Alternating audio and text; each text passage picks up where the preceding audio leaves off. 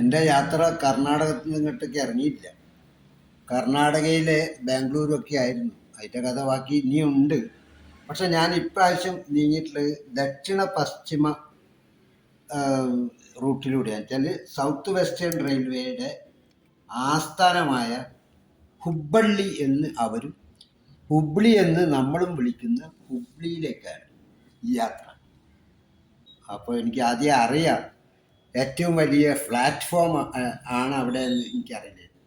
ഞാൻ വിചാരിച്ച ലോകത്തിലെ ഏറ്റവും വലിയ റെയിൽവേ സ്റ്റേഷൻ എന്നാണ് ഞാൻ പറഞ്ഞു കേട്ടിട്ടുള്ളത്. അപ്പോൾ ഞാനിങ്ങനെ അന്വേഷിച്ചു. ഹുബ്ലി റെയിൽവേ സ്റ്റേഷൻ കണ്ട തന്നെ ഭയങ്കര സന്തോഷം. ഞാനൊരിക്കലും അവിടെ എത്തിപ്പെടില്ല. പക്ഷെ മുമ്പൊക്കെ ഹുബ്ലി അറിയാം, നമുക്ക് യാത്ര ഏതോ രീതിയിൽ പോയിട്ടൊക്കെ ഉണ്ട്, നമ്മൾ ഉറക്കത്തിലേക്കായിരുന്നു. പക്ഷെ ഇത് 1886 ശരിക്കും ഹുബ്ലി റെയിൽവേ സ്റ്റേഷൻ്റെ സ്ഥാപിക്കപ്പെട്ടത്.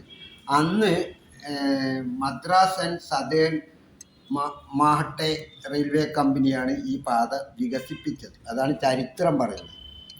പിന്നെ വേറൊരു വലിയ ഇതെന്താ വെച്ചിട്ടുണ്ടെങ്കിൽ, ബ്രിട്ടീഷുകാരുടെ കാലത്ത് പിറന്ന ഒരു റെയിൽവേ സ്റ്റേഷനാണ്. എല്ലാം കേരളത്തിലായാലും കോഴിക്കോട്ടേതായാലും ഒക്കെ ആ ഒരു റെയിൽവേ സ്റ്റേഷനാണ് ഇന്ന് ലോകത്തിലെ ഏറ്റവും നീളം കൂടിയ റെയിൽവേ പ്ലാറ്റ്ഫോമിൻ്റെ ആണ് എന്നുള്ള അഭിമാനം കിട്ടിയിട്ടുള്ളത് ആ റെയിൽവേ സ്റ്റേഷന് വേണ്ടിയിട്ടാണ്. ഈ റെയിൽവേ സ്റ്റേഷനിൽ ഭയങ്കര ഒരു അത്ഭുതം ഉണ്ടായി. കാരണം ഞാൻ തിരിച്ചു വരാൻ വേണ്ടി റെയിൽവേ സ്റ്റേഷനിൽ എത്തിയപ്പോൾ സാധാരണ ഹുബ്ലി റെയിൽവേ സ്റ്റേഷനിൽ നിന്ന് കോഴിക്കോട്ടേക്കുള്ള മടക്ക യാത്രയ്ക്ക് വേണ്ടിയിട്ട് ഞാനും സുഹൃത്തും റെയിൽവേ സ്റ്റേഷനിലെത്തി കഴിഞ്ഞ ഒരു സന്ധ്യയോടെ. അപ്പോൾ രാത്രി ഒരു 8:30-9 മണിക്കാണ് ഇത് മംഗലാപുരത്തേക്ക് പോകുന്നത്. മംഗലാപുരം വരെ ഇറങ്ങിയിട്ട് മംഗലാപുരത്ത് തിരിച്ചു വരികയാണ് ഞങ്ങൾ ചെയ്തത്. അങ്ങനെ മംഗലാപുരത്തേക്കുള്ള വണ്ടി നോക്കുമ്പോൾ 6ാമത്തെ പ്ലാറ്റ്ഫോം എന്നൊക്കെ പറഞ്ഞു. അപ്പോൾ നമ്മൾ സ്വാഭാവികമായിട്ട് കോഴിക്കോടായാലും ഏത് റെയിൽവേ സ്റ്റേഷനിലായാലും പൂമുഖത്തും അവിടെയൊക്കെ തിരിഞ്ഞു കളിച്ച് അവിടെ ബോർഡിൽ നമ്പർ വരുന്നതും ഏത് ബോഗി എവിടെയാണെന്നൊക്കെ നോക്കുക പതിവ്. അങ്ങനെ ഇന്ന് നമ്മൾ സംസാരിച്ചു, ഇങ്ങനെ ഇന്ന് കാഴ്ചകളൊക്കെ കണ്ടുകൊണ്ടിരിക്കും. ഏറ്റവും വലിയ സ്റ്റേഷൻ, അതിമനോഹരമായ സ്റ്റേഷൻ, ഇതൊക്കെ ഓർത്തുകൊണ്ടിരിക്കുമ്പോൾ പെട്ടെന്നൊരു അനൗൺസ്മെൻറ്റ്. ഹുബ്ലിയിൽ നിന്ന് മറ്റേ എവിടേക്ക് മംഗലാപുരത്തേക്ക് പോകുന്ന തീവണ്ടി 6ാമത്തെ പ്ലാറ്റ്ഫോമിൽ ഉണ്ടെന്ന് ഓരോ ഭാഷയിലും ഇംഗ്ലീഷിലൊക്കെ പറയുന്നു. അപ്പോൾ നമ്മൾ സ്വാഭാവികമായിട്ട് വിചാരിച്ചാൽ കോഴിക്കോട് വന്നിട്ടുണ്ടെങ്കിൽ നമ്മൾ 1ാമത്തെ പ്ലാറ്റ്ഫോമിലാണ് നമ്മൾ സാധാരണ ഇരിക്കുന്നത് വിചാരിച്ചാൽ 4ാമത്തെ പ്ലാറ്റ്ഫോമിലേക്ക് തന്നെ കോണിപ്പടി കയറി 2-3 മിനിറ്റ് കൊണ്ട് അവിടെ എത്തും. അപ്പം നമ്മളിങ്ങനെ 6 എങ്ങോട്ടാണെന്ന് ഇങ്ങനെ ബോർഡൊക്കെ ഉണ്ടല്ലോ, ആ ബോർഡ് നോക്കിയപ്പോൾ 6 അടിയിൽ എഴുതിയതിന് 1 കിലോമീറ്റർ ഉണ്ട്. അത് ഞാൻ വെച്ച് വേറെ എന്തെങ്കിലും KMISL എന്നൊക്കെ എഴുതലുണ്ടല്ലോ. ഇതിൽ തന്നെ 2 പേരും മാരത്തോൺ ഓട്ടാണ്. കാരണം 1 കിലോമീറ്റർ ദൂരം റെയിൽവേ സ്റ്റേഷൻ്റെ അകത്ത് കൂടെ ഓടി തന്നെ എല്ലാ ആളുകളും ഓടുന്നതായി ഞങ്ങൾ മുന്നാലെ ഓടി അവിടെ പോയി ഇത് കണ്ടുപിടിക്കണം, വണ്ടി ഇളകി പോകുമെന്നറിയില്ല. ഒരുവിധം അതിൻ്റെ അകത്ത് കയറി. പിന്നെയും ഒരു 5-8 മിനിറ്റ് ഉണ്ട്. കാരണം ഓട്ടത്തിൽ വലിയ മോശക്കാരല്ലാത്ത ഒരാളാണ് ഞാൻ. എൻ്റെ ദേഹപ്രകൃതിയൊക്കെ വെച്ചിട്ട് വലിയ കുഴപ്പമില്ലാതെ ഓടി. അങ്ങനെ അതാണ് പറഞ്ഞത്, ഏറ്റവും വലിയ റെയിൽവേ സ്റ്റേഷൻ എന്നാണ് എന്നെ ബോധ്യപ്പെടുത്താൻ വേണ്ടിയിട്ടായിരിക്കും ചിലപ്പോൾ ഈ ഓട്ടം. കാരണം ഈ അനൗൺസ്മെന്റ് കേൾക്കലും 6 എന്ന് പറഞ്ഞാൽ കുട്ടിയും കൊട്ടകയൊക്കെ ഉള്ള ആൾക്കാരാണ് ഇങ്ങനെ ഓടിയെത്താൻ. അതിന് മറ്റേ ചെറിയ വണ്ടി ഉണ്ട്, അത് വളരെ ചുരുക്കമുള്ളൂ, 1-2 ആൾക്കാർ അങ്ങോട്ടും ഇങ്ങോട്ട് പോകുന്നത് കാണാം. അപ്പൊ അന്ന് ആ സമയം തന്നെ ഞാൻ ഉറപ്പിച്ചു, ഇത് ഏറ്റവും വലിയ പ്ലാറ്റ്ഫോം ഉള്ള ഒരു തീവണ്ടി ആപ്പീസാണ്. അപ്പൊ ഇനി ഇതിന്റെ വേറൊരു വശം എന്താ വെച്ചിട്ടുണ്ടെങ്കിൽ, ഇത് കർണാടകയിലെ ഏറ്റവും വലിയ അവരുടെ ആരാധനാമൂർത്തിയായ ആത്മീയ ഗുരുവായ ശ്രീ സിദ്ധാരൂപ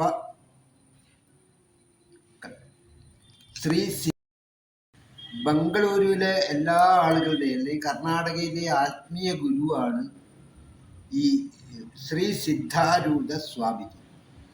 ഈ സിദ്ധാരൂഢ സ്വാമിജിയുടെ പേരിലാണ് ഈ റെയിൽവേ സ്റ്റേഷൻ നിലകൊള്ളുന്നത്. അദ്ദേഹത്തിൻ്റെ ഓർമ്മയ്ക്കും സ്മരണയ്ക്കുമൊക്കെ ആയിട്ടാണ് ഈ ഒരു ഹുബ്ലി റെയിൽവേ സ്റ്റേഷൻ്റെ ഏറ്റവും വലിയ പ്ലാറ്റ്ഫോമുള്ള റെയിൽവേ സ്റ്റേഷൻ്റെ പേര് അദ്ദേഹത്തിനാണ് സമർപ്പിച്ചിട്ടുള്ളത്. അത് വേറെ എന്താ വെച്ചാൽ, അദ്ദേഹത്തിൻ്റെ ജീവിതം, ജനനം മറ്റൊരു സ്ഥലത്തായിരുന്നെങ്കിൽ അദ്ദേഹം അദ്ദേഹം എല്ലാ കാലത്തും ജീവിച്ച് മരണം വരെ ഉണ്ടായിരുന്നത്, അല്ലെ സിദ്ധിയാവുന്നവരെ ഉണ്ടായിരുന്നത് ഈ ഹുബ്ലിയിലായി. അതുകൊണ്ടാണ് അവിടെ ഒരു മഠക്കുണ്ട്. അതുകൊണ്ടാണ് അദ്ദേഹത്തിൻ്റെ പേരിൽ ഇത് റെയിൽവേ സ്റ്റേഷൻ അറിയപ്പെടുന്നത്. 1507 മീറ്ററാണ് ഇതിൻ്റെ നീളം. ഇത് ശരിക്കും 1886 ഹുബ്ലി റെയിൽവേ സ്റ്റേഷൻ അന്ന് ബ്രിട്ടീഷുകാർ സ്ഥാപിച്ചത്. പിന്നീട് അത് പുതുക്കിയത് 2023 പ്ലാറ്റ്ഫോമുകൾ നവീകരിച്ചു. അതിൻ്റെ ഭാഗമായിട്ടാണ് ഇത്രയും വലിയൊരു പ്ലാറ്റ്ഫോം ഉണ്ടാക്കാനുള്ളൊരു കാരണം. ഇതെന്താ വെച്ചാൽ 1507 മീറ്റർ നീളം എന്ന് പറയുന്ന വേറെ രസം എന്താ വെച്ചിട്ടുണ്ടെങ്കിൽ, ഞങ്ങൾ ഈ മുന്നത്തെ റോഡ് കൂടെ എപ്പോഴും ക്രോസ് ചെയ്യുന്ന ഒരു ഭാഗമാണ്. ഇത് കഴിഞ്ഞ് ഞങ്ങൾ കുറേ ദൂരം നടന്നിട്ട് അവിടെ നിന്നും ബോർഡ് കാണാം റെയിൽവേ സ്റ്റേഷനിലേക്കുള്ള വഴി. അപ്പം ഞാൻ അവരോട് ചോദിച്ചപ്പോൾ എന്താ പറഞ്ഞാൽ, നിങ്ങൾ ആദ്യം കണ്ട റോഡും ഈ റോഡ് വരെ വിടർന്ന് കിടക്കുകയാണ് ഈ റെയിൽവേ സ്റ്റേഷൻ. അത് ഞാൻ വേറെ എവിടെയും നമ്മൾ കാണാനില്ല. അതൊരു വലിയ സംഭവം തന്നെയാണ്. പിന്നെ അതിനുള്ള വലിയൊരു പ്രത്യേകത എന്താ വെച്ചിട്ടുണ്ടെങ്കിൽ, ഇവരുടെ കുറേ സെയിൻറ്റുകൾ പലരും ഉണ്ടല്ലോ. ഈ കർണാടകൻ്റെയും അല്ലെങ്കിൽ നമ്മളെ ശ്രീനാരായണ ഗുരുവിന്, ചട്ടമ്പി സ്വാമികളെ പോലെയുള്ള കുറേ ആളുകൾ അവർക്കുണ്ട്. അവരുടെ ജീവചരിത്രം മുഴുവൻ റെയിൽവേ സ്റ്റേഷനിൽ ഉണ്ടാക്കി വെച്ചിട്ടുണ്ട്. അതുപോലെ തന്നെ ഇത് എന്താണ്, ടൂറിസ്റ്റ് കേന്ദ്രങ്ങൾ, വലിയ വലിയ ക്ഷേത്രങ്ങളുടെ, അതൊക്കെ എന്ന് പറഞ്ഞാൽ വെറുതെ ചുമരിലൊരു ചിത്രപ്പണി പോലെയല്ല.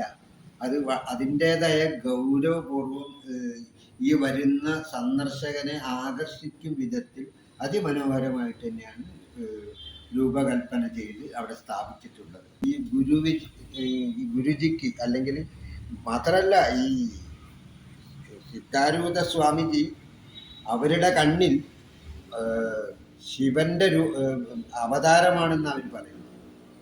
സാക്ഷാൽ പരമശിവന്റെ അവതാരമായി അവതരിച്ച ആളാണ് അവർക്ക് ശ്രീ സിദ്ധാരൂഢ സ്വാമിജി. അപ്പോൾ അദ്ദേഹത്തിൻ്റെ ആദർശങ്ങളും ജീവിത ചക്രവും ഒക്കെ ആയിട്ട് ഈ പെട്ടെന്ന് നമ്മൾ റെയിൽവേ സ്റ്റേഷനിൽ കയറുമ്പോൾ തന്നെ ഒരു സിൽവർ കളർ സ്റ്റീലിൻ്റെ ഒരു വലിയ പടുകൂറ്റനൊരു ചക്രവും എന്തൊരു തിരിയുന്ന ഒരു സാധനം. അതാണ് ഗേറ്റിൽ തന്നെ, ഗേറ്റില്ല, നമ്മളെ മുന്നത്തെ പോർട്ടിക്കോയിലുള്ള ഒരു സാധനം. അപ്പോൾ സ്വാഭാവികമായിട്ട് നമ്മൾ വിചാരിക്കുക എന്ന് വെച്ചാൽ റെയിൽവേൻ്റെ എന്തോ സാധാരണ അങ്ങനെയാണല്ലോ, എംബ്ലൊക്കെയാണല്ലോ വയ്ക്കുക. പക്ഷെ അതിനെ അടുത്ത് പോയി സമീപിച്ച് വായിച്ച് നോക്കുമ്പോഴാണ് ഞാൻ ആ കാര്യങ്ങളിലേക്ക് കടക്കാം. ഒരു വലിയ വൃത്താകൃതിയാണ് ഈ സാധനം.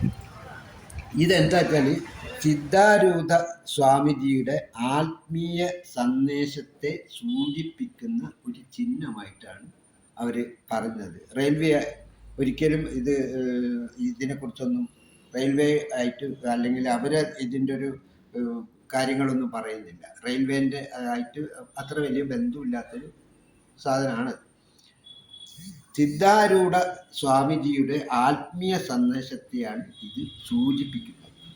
അവരുടെ ആത്മീയ ചക്രം തന്നെ ഞാൻ അന്വേഷിച്ച് പറഞ്ഞത്. ജീവിത ചക്രം ഇതിനെന്തൊക്കെ ഉൾപ്പെടും വെച്ചാൽ, ജനനം, ജീവിതം, മരണം, ആത്മീയ മോക്ഷം എന്നിവയുടെ ഒരു തുടർച്ചയാണ് ജീവൻ എന്നൊക്കെയാണ് അദ്ദേഹം പറയുന്നത്. മറ്റൊന്ന് ധർമ്മത്തിൻ്റെ വഴിയാണ്. അതിൽ സത്യം, നീതി, കരുണ, സേവനം ഇതായിരിക്കണം ജീവിക്കാനുള്ള നമ്മുടെ സന്ദേശം എന്ന് ഈ ചക്രം നമ്മെ ഓർമ്മപ്പെടുത്തുന്നുണ്ട്. ആത്മജ്ഞാനം, പുറം ലോകത്തേക്കാൾ ഉള്ളിലെ സത്യത്തെ തിരിച്ചറിയാനുള്ള യാത്രയായിരിക്കണം ജീവിതം എന്ന് ഈ സ്വാമിജി ആഹ്വാനം ചെയ്തതിന് മുമ്പ്. അപ്പോൾ ഈ ജീവിതചക്രം, ധർമ്മത്തിൻ്റെ വഴി, ആത്മജ്ഞാനം, ഒന്നുകൂടിയുണ്ട് സമത്വം. ജാതി, മതം, വർഗം എന്നിവയ്ക്ക് അതീതമായി എല്ലാവരും സമന്മാരാണെന്ന ഉപദേശമാണ് സിദ്ധാരൂഢ സ്വാമിജി പറഞ്ഞിട്ടുള്ളത്. അപ്പോൾ ജാതി, മതം ഒന്നും വേണ്ടാത്ത ഒരു ജീവിതം ആയിരിക്കണം. ശ്രീനാരായണ ഗുരു നമ്മളോട് പറഞ്ഞത് തന്നെയാണ് ഈ ഗുരുവും പറയുന്നത്. അവിടെയാണ് നമ്മൾ പറയുന്നത്, എല്ലാ ആത്മജ്ഞാനികളും എല്ലാവരും പറഞ്ഞിട്ടുള്ളതൊക്കെ ഒന്ന് തന്നെയാണ്. അപ്പോൾ അതുകൂടി വായിച്ച് കണ്ടപ്പോൾ ഒരു ഭയങ്കര ഹാപ്പി തോന്നി. മാത്രമല്ല ഇത് ഒരിക്കലും റെയിൽവേയുടെയോ അല്ലെങ്കിൽ മറ്റുള്ള ആരുടെയെങ്കിലും ഔദ്യോഗികമായ നിർവചനമല്ല എന്ന് അവിടുത്തെ ആൾക്കാർ സാക്ഷ്യപ്പെടുന്നു. അപ്പോൾ ഇങ്ങനെ ഒരു സാധനം കണ്ട ഒരു വലിയ അത്ഭുതമാണ്. അപ്പോൾ ഞാൻ അതിൻ്റെ ഒന്നാം ഭാഗമാണ് ഈ പറയുന്നത്. അടുത്ത ഭാഗം പിന്നെ പറയും.